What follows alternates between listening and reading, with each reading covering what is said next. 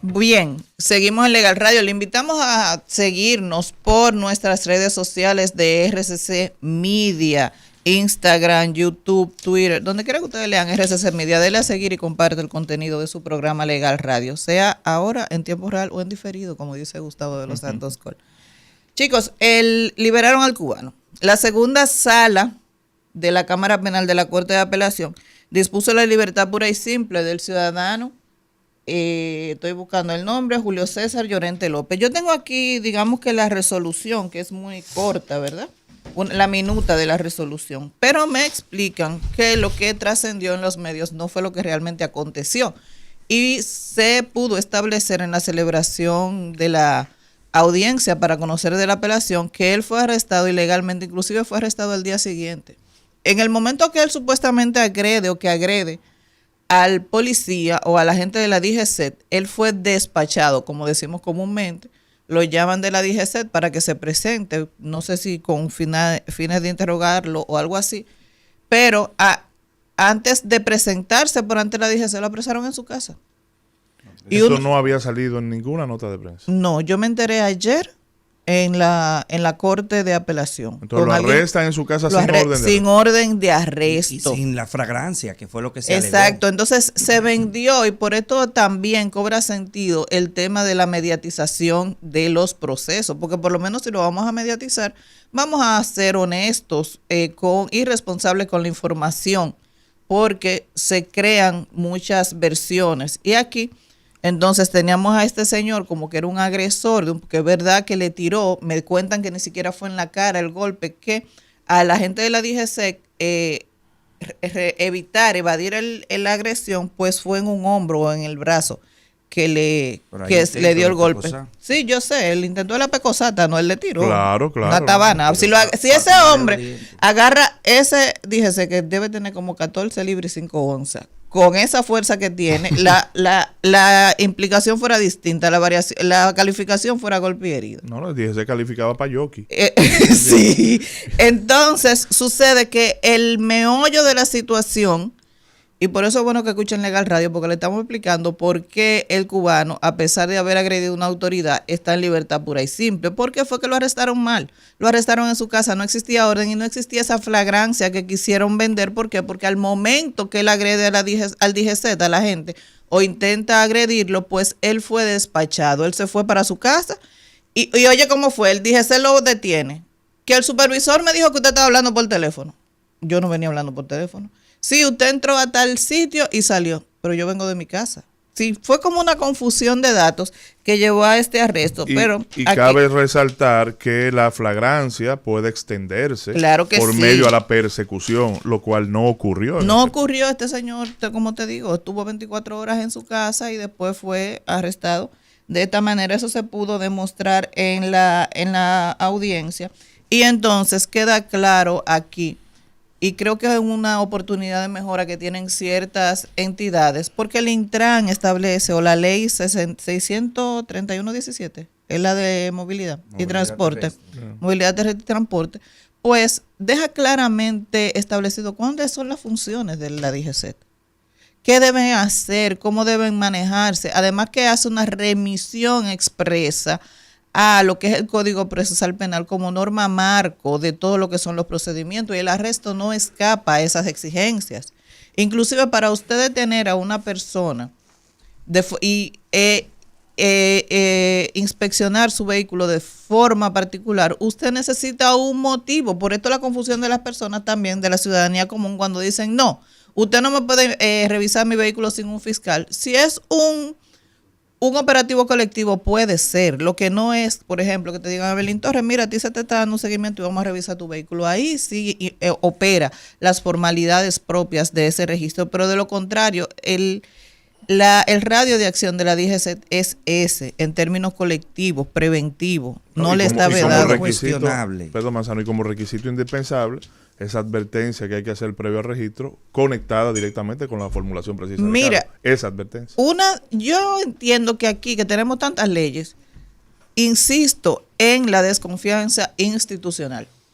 Óyeme, lo primero que le llega al pensamiento a una persona que le van a revisar el vehículo es, ¿qué me van a poner en este vehículo? Déjame desmontarme, déjame grabar, porque hay una desconfianza en las instituciones y eso es algo que está enraizado, lamentablemente.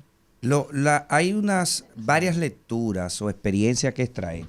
Si usted no es abogado, lo primero que se da a conocer es que si usted agrede a un militar, a algún miembro de las instituciones, de las Fuerzas Armadas o de las policiales, cual que sea, ya ve el resultado. Es decir, no hay un protocolo, señores, lo hemos dicho, ni de detención, ni de arresto, ni de traslado, ni de custodia, de nada, no existe. Por ejemplo, usted toma a Brasil, y en Brasil cuando alguien se detiene, usted tiene que inmediatamente, los ciudadanos conocen el protocolo de detención y el lenguaje de comunicación. En Estados Unidos, en Francia, en todos los lugares. Lo segundo que arroja eso es el uso abusivo de la fuerza y el descontrol que tiene el sistema judicial, que ha de suponer que presentarlo a un juez es colocar a una persona a su amparo. Eso no existe en República Dominicana. Ahí vemos cómo una persona fue trasladada a máxima seguridad y fue impedido de ver a su esposo, impedido de ver a su familia durante un mes. Y lo que alegó la propia dirección, o sea, no que no los estamos inventando, lo que alega la Dirección General de Prisiones es que él estaba siendo readecuado para permitirle, pero qué peligrosidad tiene ese ser humano, qué conexión para destruir pruebas tiene ese ser humano. Y lo tercero es que se alegó fragancia. ¿Qué es la fragancia? Usted que no está viendo, que un hecho ocurrió de manera instantánea o que acaba de ocurrir o que usted presumiblemente viene de cometer con enseres o con objetos que presuman, ¿verdad?, que haya cometido un delito. Entonces, esa situación de producirse el día después y de establecer. Y por último, que el habeas corpus no es nada. Los abogados de ese señor presentaron un habeas corpus porque el arresto había sido ilegal, porque la acción había sido sin una orden de arresto, la aprehensión había sido en ausencia de flagrancia, de que se alegó la flagrancia y no había un acta de flagrancia y no había una puesta en disposición dentro de las 4 horas a la Procuraduría Fiscal. Entonces, la acción de habeas corpus cede ante una medida de coerción. No debe de ser. Yo recuerdo que había un juez que ahora está en la corte, que una vez estaba en atención permanente de manera cubriendo, y cuando vinieron con una acción de amparo y una medida de coerción que se la depositaron, él conoció la acción de amparo y mandó a liberar a la persona advirtiendo de que no podía ser arrestado nuevamente. Hacer derecho es hacer justicia, y hacer justicia crea un clima democrático donde los derechos no son vulnerados. Si esta persona, este caso no es mediático y los golpes subsisten, hoy estuviera ese señor en un estado de aislamiento total porque los abogados hicieron todo el esfuerzo, pero el sistema falló. Y eso hay que revisar. Yo creo, Manzano, que varias cosas. Primero, con relación al habeas corpus. Hay una discusión interesantísima. Incluso hay una sentencia reciente de un juez a propósito de un habeas corpus que se conoció en un proceso de una persona que estaba sometida a una medida de coerción. ¿Cuál es la discusión? La discusión es que la ley establece que si existe una vía ordinaria para discutir, ¿verdad?, el derecho que tú pretendes alegar como conculcado, entonces el juez del habeas corpus no tendría, digamos, jurisdicción material en este caso, porque tú tienes la oportunidad de agotar estos argumentos ante el juez de la vía ordinaria. Es lo que se entiende al respecto. ¿Qué ocurre? Ocurre que cuando este señor fue detenido, todos estos planteamientos de violación a la Constitución, violación al debido proceso, fueron o debieron ser presentados ante el juez que impuso la medida. Fueron presentados. Entonces, si el juez que impuso la medida no los advirtió, no los entendió correcto, no los vio, lo lógico sería recurrir ante el inmediatamente superior de la corte para decirle, mira, esta sentencia está mal porque aún presentándole esta situación, el juez de la medida no lo vio. ¿Qué fue lo que le hizo? Que fue lo correcto. Pero ¿qué pasa? Si en el transcurso tú sometes un habeas corpus Entonces te pueden decir, mira, el habeas corpus es inadmisible porque todavía tú puedes agotar esto ante el inmediatamente superior, tú tienes una vía abierta. Esa es la primera discusión, pero eso no siempre ha sido así. Hay una sentencia interesante de la Corte Interamericana que la voy a buscar y la prometo traer para la próxima semana, que establece que es probable que el juez de la jurisdicción ordinaria viole los excesos incluso, cometa excesos en detrimento de los derechos fundamentales.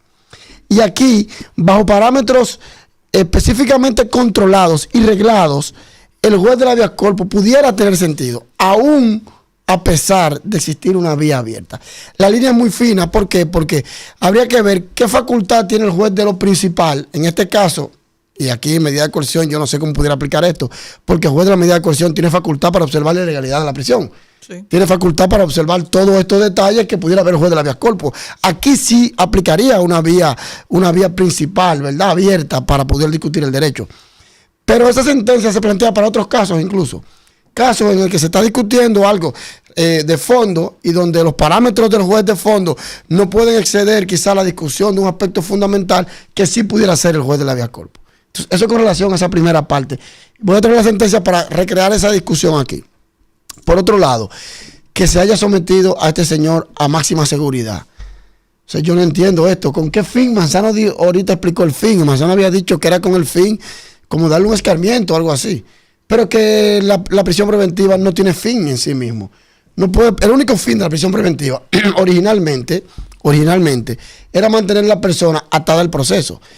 Posteriormente se han agregado otros fines como la protección de los elementos de prueba, la protección de los testigos, incluso hay un fin, protección de la sociedad, discutido o no. La configuración del riesgo procesal. Exactamente. Entonces yo entiendo todo esto, pero fuera de ello, tenerlo en máxima seguridad, no entiendo realmente. O sea, yo no entiendo si es verdad que el sistema dio una explicación.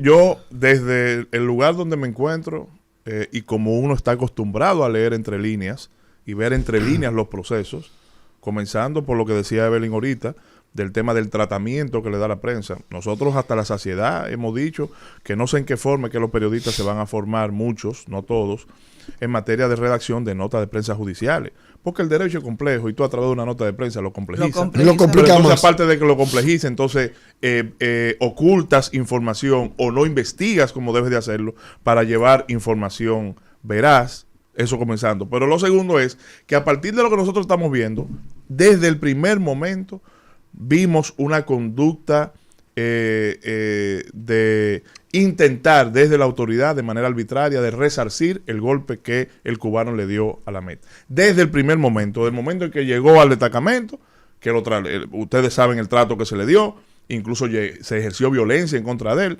hasta la negación desde el ámbito jurisdiccional en cuanto a la identificación de la ilegalidad de la prisión y la forma en que fue detenido y la forma en que fue recluido y luego, como tú dices, Edison, llevado a un ámbito de máxima seguridad sin tener ningún tipo de condición causal para ello. Es decir, desde el primer momento él se le está dando un escarmiento, desde que se le apresó hasta que fue recluido en el centro donde estaba. Y como un aporte al margen de lo que tú estableces, Gustavo, el tema de los mensajes que se envían a través de la mediatización de los procesos, se crea una expectativa falsa. Entonces, eso provoca ¿cuál es la consecuencia que provoca esto? Es la desconfianza en el sistema. Porque cuando tú dices algo que no es y la población se entera de lo que en la noticia se publica y luego la verdad procesal se orienta en un sentido distinto a lo que establece la noticia, entonces se crea ahí un clima de desconfianza en contra de nuestro sistema de justicia. Lo que yo te digo es lo siguiente, mira, hubo una investigación periodística muy interesante sobre este caso, donde por día analizó todo el trayecto que pasó este joven y dio cuenta de que a él cuando lo arrestaron, ¿verdad?, cuando se aplaza la audiencia, que lo primero que se interpuso fue un habeas corpus con la detención inmediata. Porque lo que hace el abogado, inteligentemente, buen abogado que tiene, es que cuando ve que la detención es sin orden de arresto y no es flagrancia, inmediatamente entiende. ¿Por qué?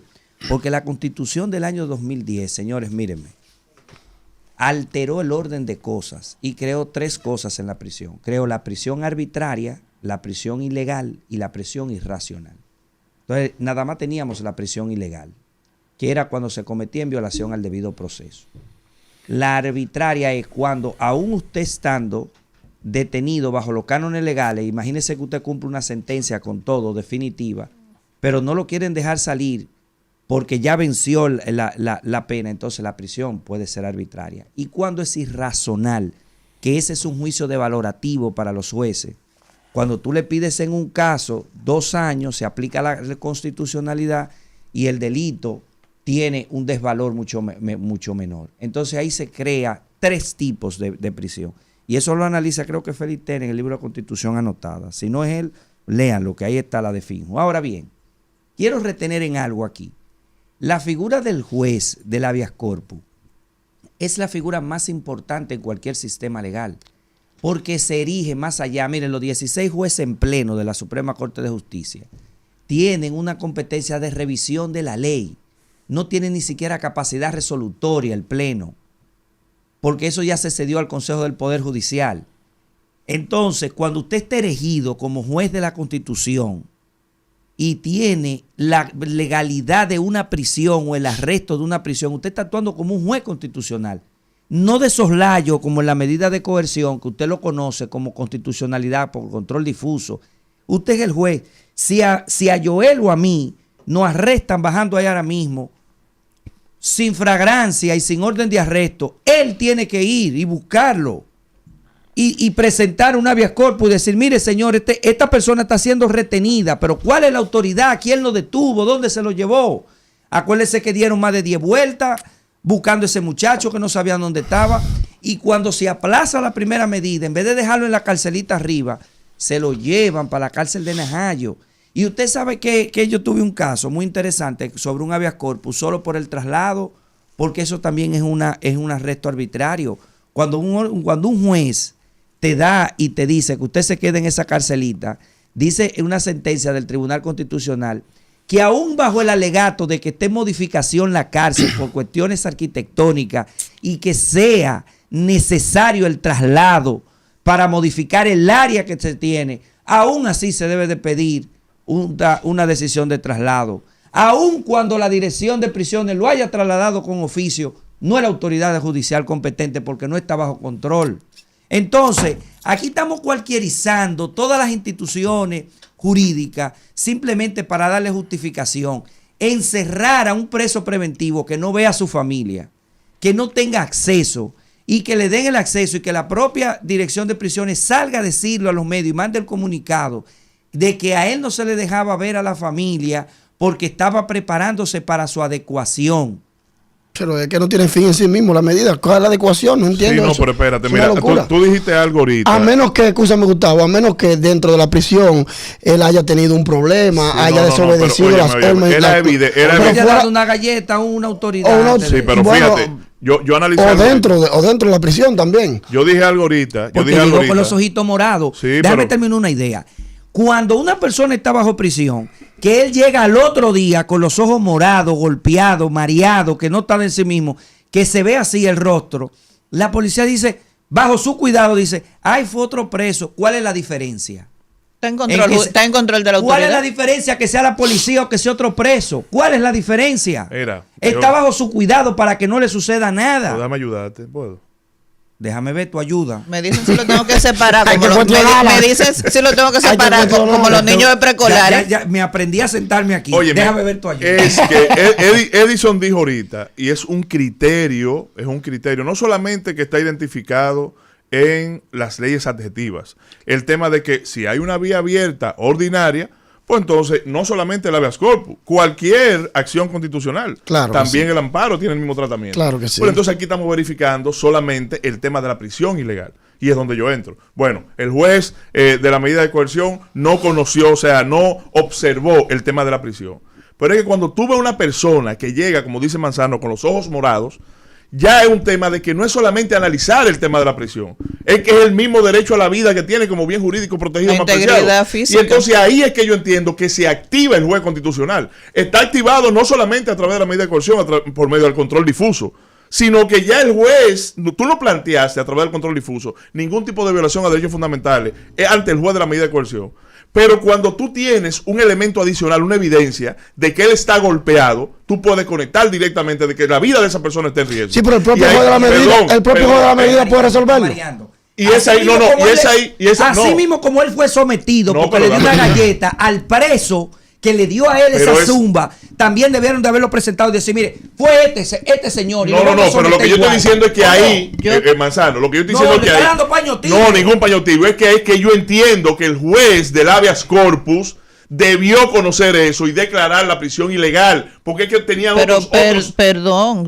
situaciones. Es decir, Pero ¿por qué el juez de la medida no Pero puede no, hacerlo? exactamente. porque voy no con- observó la violación bueno, de derechos pero- constitucionales. pero No, entonces, ese de la medida vio, Señores, pero es que no estamos olió olvidando- raya no. y presupuesto y se fue Bueno, por ahí. pero ese No es el tema. estamos, no estamos, No, no es que Vamos a sí. escuchar a la magistrada, por favor. Es que el Perdón. sistema, perdón, ya. Sí, el mande sistema raya, magistrada, es- porque yo como es. Vamos a escuchar a la un juez magistrada. constitucional Dejen a forma parte del Gustavo. sistema. No, ¿cómo fue? Un juez constitucional forma parte del provocar, sistema. No, pero es que Vamos. yo considero, y tal vez me falta un poco de madurez judicial en ese sentido. Yo considero que el juez de la medida de coerción tenía bastante campo y radio de acción para darse cuenta que esa persona estaba golpeada y tomar la medida pertinente. ¿Cuál? Enviarlo al médico legista, envía a investigar qué pasó en el destacamento o en el lugar donde estaba esta persona aprendida, que también pudiera en ese momento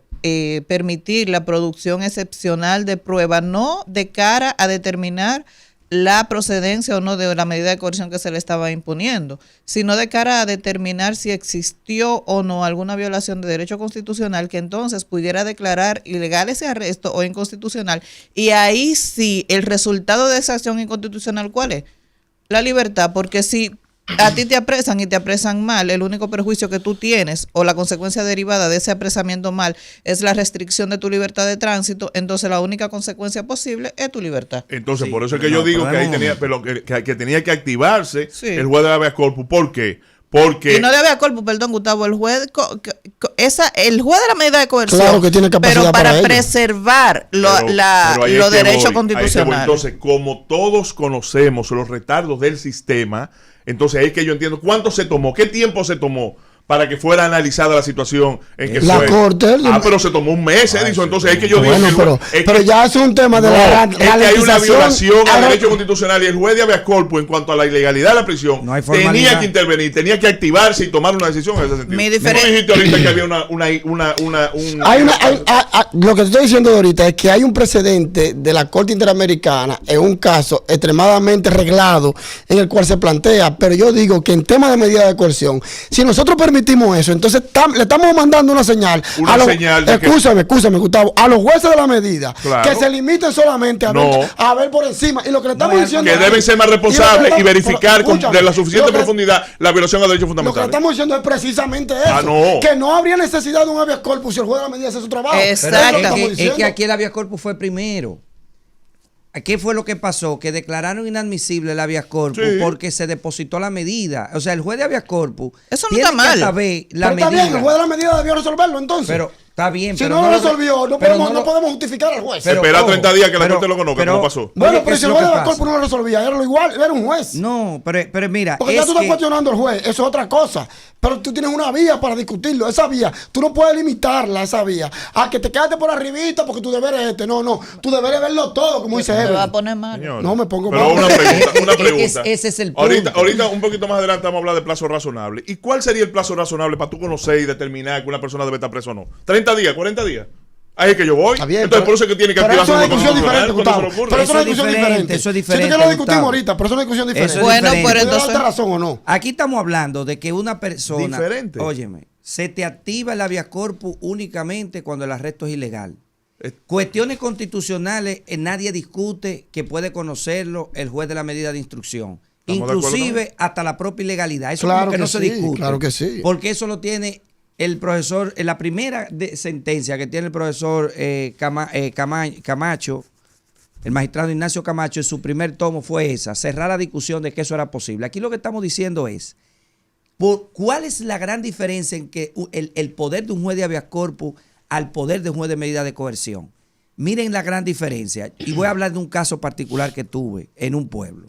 La diferencia es que en el habeas corpus se le permite dentro del texto legal llamar a cualquier autoridad que tenga. Y yo solicité que se llamara al director de prisiones, al coronel de la cosa. Y se llamó para las 2 de la tarde porque él estaba investido de juez de habeas corpus. Ahora, yo me pregunto, en un juez de medida de coerción, donde tú estás alegando la ilegalidad, el juez tiene el mismo empoderamiento desde el punto de vista constitucional. Pero tú no recuerdas a Alejandro Vargas. Alejandro Vargas mandaba a buscar al coronel.